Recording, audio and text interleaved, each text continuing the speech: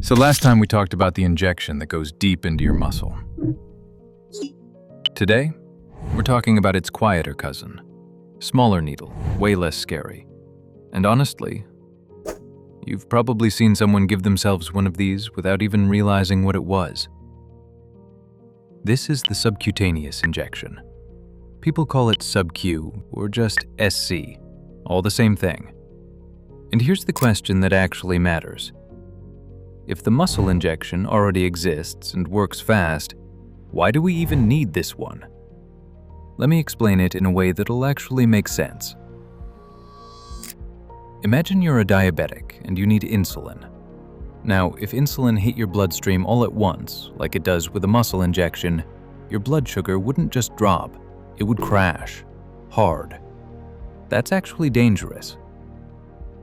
So what your body needs instead is something slow, something steady, a little bit released, then a little more, then a little more, over hours. That's exactly what subcutaneous injection does. Instead of the needle diving into muscle, it stops right under your skin, into that soft, fatty layer. And fat, unlike muscle, doesn't have a ton of blood vessels running through it. So the drug just sits there quietly and trickles into your bloodstream bit by bit. Slow, controlled, on purpose. Insulin works this way. Now, before you even pick up a needle, there's something almost nobody explains properly, and it trips people up constantly. How much are you actually supposed to inject? Here's the part that confuses everyone at first.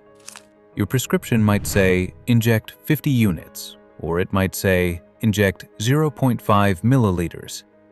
Different words, but usually the same amount. Here's the simple math, and I promise it's easier than it sounds. 1 cubic centimeter, that's 1 cubic centimeter, equals 1 milliliter, and 1 milliliter equals 100 units. That's it. That's the whole conversion. So if your dose is 50 units, that's just half a milliliter. If your syringe is marked in tens, meaning each small line equals 10 units or 0.1 milliliters, you'd fill it up exactly halfway. Or say your prescription reads 0.25 milliliters instead. Using that same math, that's 25 units. You'd draw up to the line sitting right between 20 and 30. Once you get this logic once, you'll never second-guess a syringe again. Okay, now where does this needle actually go? You need a spot with enough fat under the skin. Most people go with the abdomen, but stay at least 2 inches away from your belly button. It's the easiest to reach, and honestly, the most forgiving spot for beginners. The outer thigh works well too, especially if someone else isn't around to help you. The back of your upper arm is an option, but that one usually needs a second pair of hands.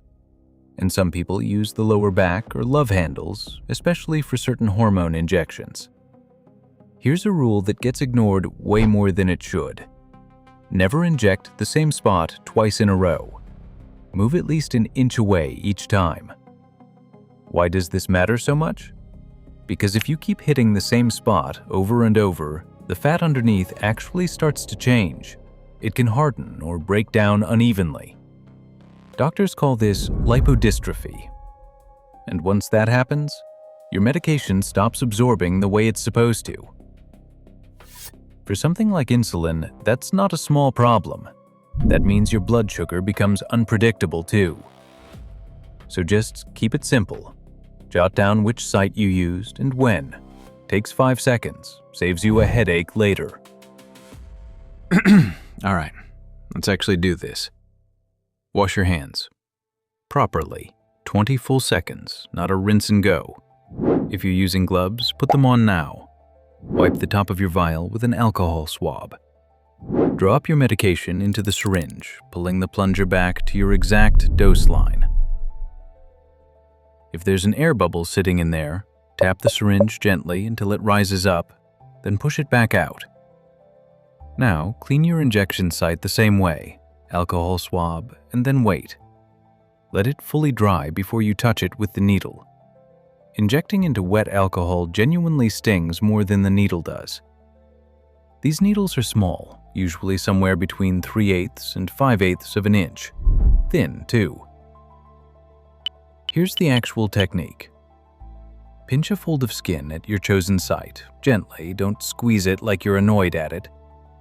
This lifts the fat away from the muscle underneath, so the needle can't accidentally go too deep. If you can comfortably pinch about 2 inches of skin, go in straight at a 90-degree angle. If you can only grab about an inch, angle it slightly around 45 degrees. Insert it in one smooth motion. Then push the plunger down slowly. No rushing this part. Once it's all in, pull the needle out at the same angle you put it in. Let go of the skin. And here's something people don't expect. Gently rub the spot for about 30 to 60 seconds afterward. Unlike muscle injections, where rubbing can mess with slow-release medication, here it actually helps. Keeps bruising and those little welts from forming. Drop the needle straight into a sharps container. Don't leave it lying around uncapped. That's how accidents happen. If you notice a small bruise or a tiny bump where you injected, don't panic. That's your body being completely normal about it. It'll fade in a day or two.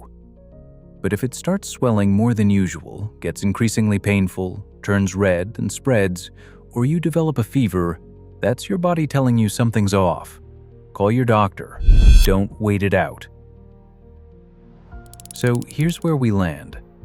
The muscle injection, fast, direct, built for speed. This one, slow, steady, built for control. Same needle, completely different job. And once you understand why each one exists, injections stop feeling random. They start making sense.